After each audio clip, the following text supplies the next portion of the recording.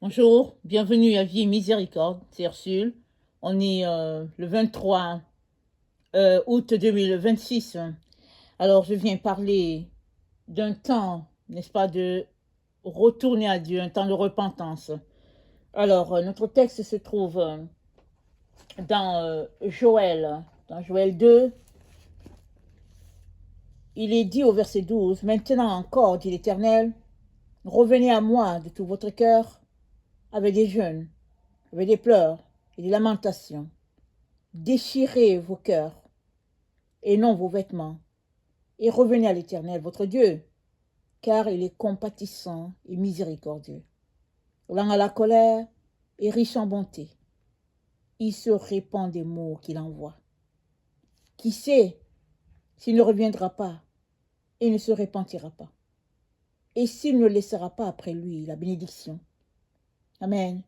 Alors on a déjà vu sur une vidéo, n'est-ce pas, sur l'autre chaîne, que nous sommes dans un temps de paix et de justice que Dieu est en train de faire apporter sur la terre. Ça, c'est le plan parfait de Dieu. Rendre la terre un endroit habitable comme le ciel. Alors, on pourrait s'arrêter et argumenter et dire ça ne va pas arriver. Mais la Bible, n'est-ce pas, dit ce qu'elle dit. Ce sont les paroles sorties de la bouche de Dieu qui finissent par s'accomplir. La Bible nous dit, la terre sera remplie de la connaissance de Dieu comme le fond de la mer. Ça veut dire que il y aura un temps sur cette terre où ce sera saturé de la gloire de Dieu et de sa présence. Alors on peut s'arrêter et puis dire que c'est un rêve, ça ne va pas arriver, comme ce roi, n'est-ce pas, en Israël, ce serviteur du roi, le bras droit du roi, qui n'a pas cru qu'un jour, la Syrie quitterait Israël. Israël a été dominé pendant un certain temps par la Syrie. La Syrie a encerclé la ville. La population ne pouvait pas sortir. Et même, ils étaient rendus à manger leurs propres enfants pour pouvoir survivre à la famine. La situation était tellement désespérée que les fils d'Israël ont pensé que la Syrie aurait raison d'eux. Mais un jour, le prophète a parlé. Il a dit, demain, à cette heure-là, voilà ce qui arrivera. Ça dit, Israël sera délivré de la Syrie. Et le bras droit du roi a dit, ça ne peut pas arriver. Et le prophète lui a dit, ça va arriver, mais toi, tu ne seras pas là pour goûter à la bénédiction de Dieu. Et effectivement, les choses sont arrivées telles. Dieu a utilisé des lépreux pour faire fuir les Syriens. Parce que ces lépreux, après réflexion, se sont dit, si on reste dans notre camp, nous allons mourir. Si on prend le risque d'aller en direction des Syriens, ils peuvent aussi tirer sur nous. Mais c'est mieux de mourir cherchant à vivre. Ils sont mis à marcher dans le camp des Syriens pour pouvoir avoir à manger. Parce que vous savez, les lépreux étaient isolés de tous les autres. Chaque pas qu'ils posaient était comme un bruit de char. Alors les Syriens ont entendu les pas de ces lépreux, et Dieu faisant entendre le bruit d'un char, ils ont pris la fuite. Ils ont dit, l'armée de l'Éternel est en train de venir. Ils ont fui, ils ont laissé leur richesse, leur nourriture et tout. Les lépreux se sont servis, ils se sont servis, et la troisième fois, ils ont dit, c'est pas bien ce qu'on fait. Allons-y annoncer au roi que les Syriens sont partis. Alors, quand le roi a su, il a envoyé, n'est-ce pas, les gens attester que c'est vrai. Mais la population, n'est-ce pas, s'est ruée sur les denrées, si bien qu'il y a eu des morts. Le bras droit du roi était parmi ceux-là qui ont été écrasés par la population, qui étaient affamés, qui voulaient manger. Tout cela pour dire que quand Dieu dit une chose, elle va finir par arriver. Pas à toi ou à moi de déterminer le temps. Comment ça va se passer? Non, c'est à Dieu. Mais entre-temps, il te dit, répands-toi. Il te dit, sois réconcilié avec ton Dieu. Sois dans une relation de paix avec lui. Et tu pourrais dire, je n'ai pas péché, je n'ai pas fait ceci, je n'ai pas fait cela. C'est chacun qui juge. Mais quand bien même nous serons justes à nos yeux, notre justice n'est que poussière devant Dieu. Notre justice, n'est-ce pas, ne peut pas, en aucun cas, nous délivrer de la sentence de la mort. La seule chose qui nous a libérés totalement, c'est que Jésus-Christ, par sa mort, il nous a justifiés.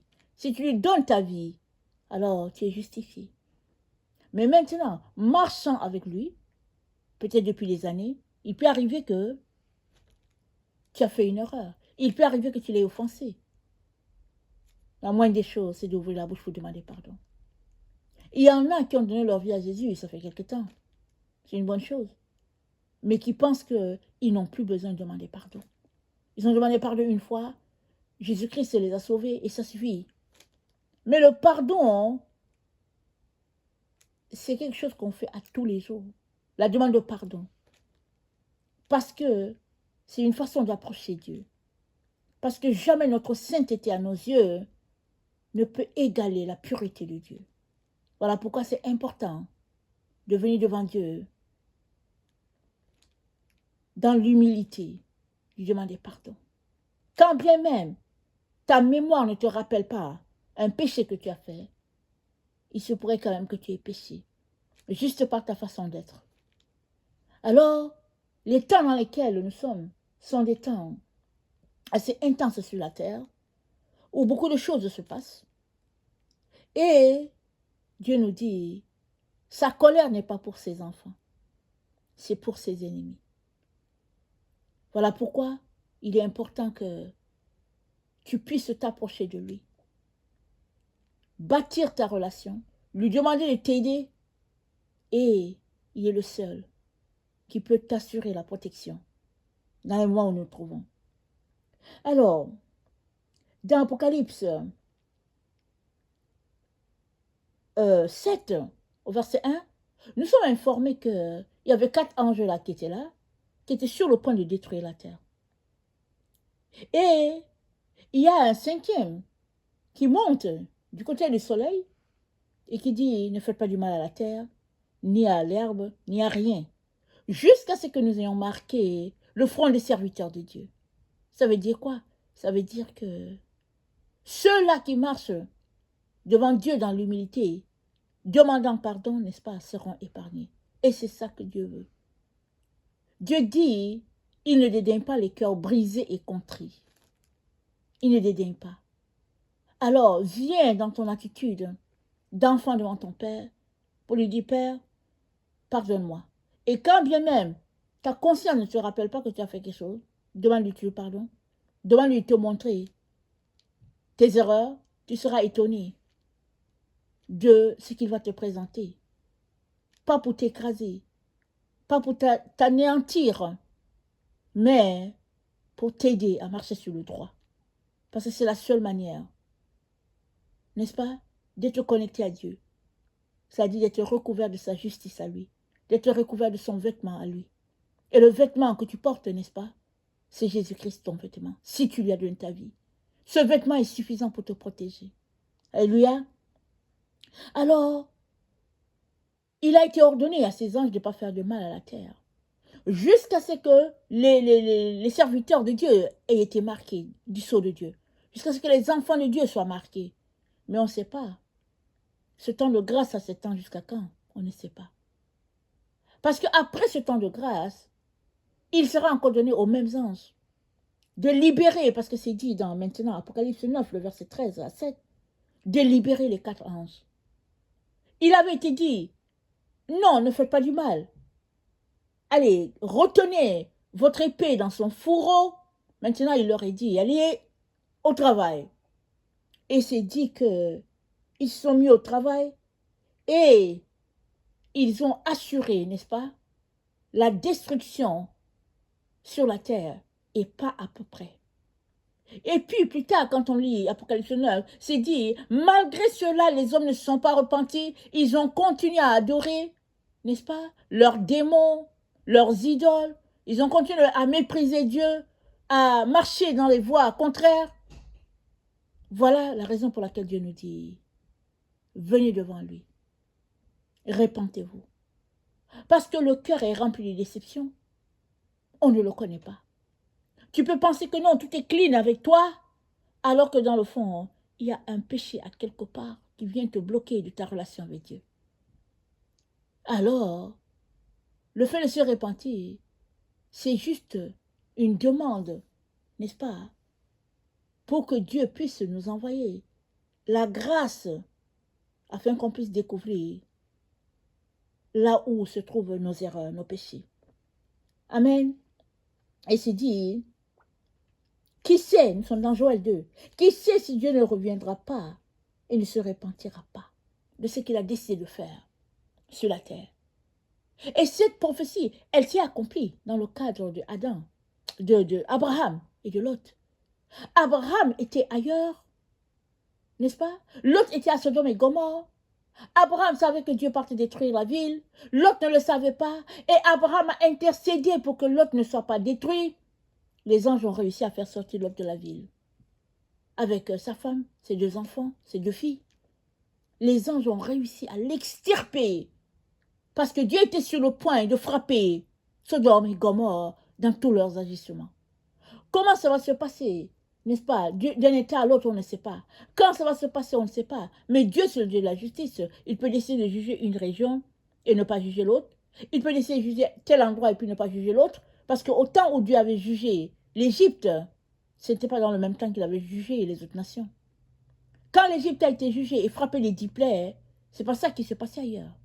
Alors Dieu, il est souverain sur sa création, mais il est important que peu importe l'endroit où tu te trouves, il est important que tu puisses t'abaisser devant ce Créateur-là et lui demander de te faire grâce dans ce temps où nous nous trouvons. Parce que les hommes, ils ont un plan, n'est-ce pas? Loin du plan de Dieu. Ils ont des aspirations, loin des aspirations de Dieu. Et Dieu demeure souverain sur son trône. Il n'a pas changé d'avis sur ce qu'il veut faire ou bien ce qu'il a planifié de faire. Mais dans son planning, il peut épargner telle personne, tel groupe et les mettre en sécurité. Pourquoi? Parce que sa colère ne s'abat pas sur ses enfants. Amen. Je viens donc t'encourager à regarder à toi, t'examiner, descendre de ton piédestal, parce que très souvent on se sent grand au-dessus de Dieu, on se sent supérieur, et puis on pense qu'on est exceptionnel, et on se met à poser des actions par-ci par-là. Mais il est important que peu importe ton titre, peu importe ton argent, peu importe ta beauté, peu importe ton pouvoir, tout ce que tu es, il est très important que tu sois tout simplement un être humain devant Dieu, c'est-à-dire une créature devant ton Créateur. Et maintenant, si tu veux aller plus loin et devenir son enfant, alors crie à lui, appelle-le, ouvre ta bouche, et il viendra. Il ôtera ton péché au même instant. Il écrira ton nom dans son livre de vie et il te dirigera de manière à ce que tu puisses apprendre les lois et les commandements qu'il a pour ses enfants et marcher dans ces commandements-là. Amen. Que le Seigneur bénisse sa parole. Alors que tu prends le temps de méditer sur tous ces événements, que tu prends le temps d'ouvrir la bouche pour prier. Prier, c'est demander à Dieu. Alors prends le temps pour demander à Dieu. Et la manière est importante. On ne vient pas devant Dieu avec arrogance.